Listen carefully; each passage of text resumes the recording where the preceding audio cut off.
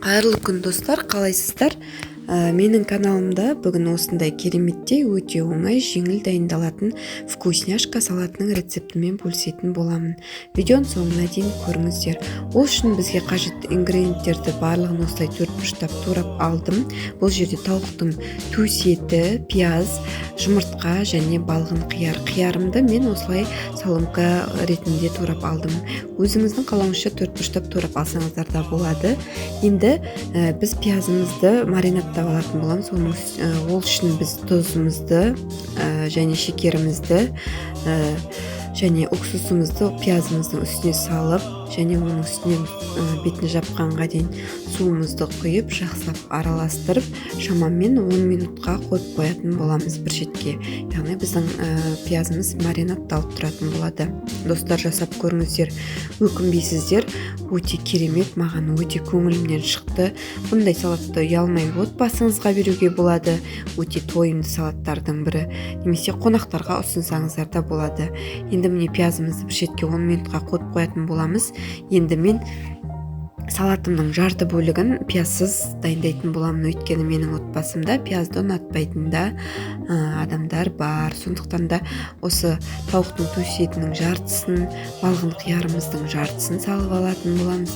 Және оның үстінен осы туралған жұмыртқалардың жартысын салып алатын боламыз да, қажетімізге қарай үстінен тұз сеуіп аламыз аздап.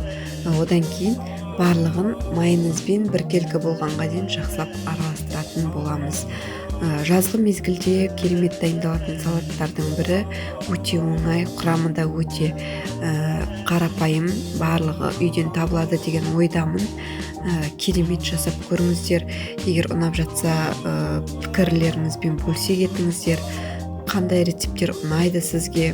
Егер ұнап жатса, лайк басып пікір жазыңыздар. Менде 2 ас қасық майонезім аз болып қалғандықтан, мен үстінен тағы да 1 ас қасық майонез салдым.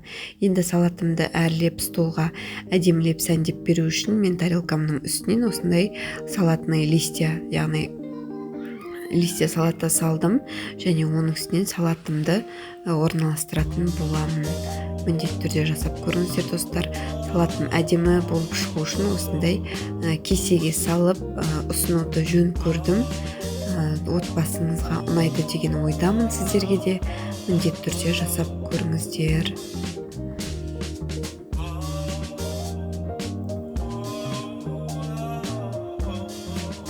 Енді екінші бөлігін пиязбен дайындайтын боламын. Маринадындағы суын бөлек сырқып құйып алдым да, одан кейін оның пиязымды бір ыдысқа салып, оның үстінен қалған ингредиенттерді салатын боламыз. Яғни жұмыртқаны, тауықтың төс етін және балғын қиярымызды салып, барлығын біркелкі етіп араластыратын боламыз. Осы орайда аздап тұзымызды да сеуіп жіберсек болады, тұзымызды да салып алсақ болады. Міне майонезімізде бұл жерге де мен 3 ас қасық майонезін салдым. Өте тауықтың еті құрғақ болғандықтан майонезді көп қажет етеді. Салатымды әдеттегідей әдемілеп әрлеп алдым. Өте керемет дәмді болып шықты. Осындай ас көппен әрлеп алдым. Ас болсын, сіздер де жасап көріңіздер достар.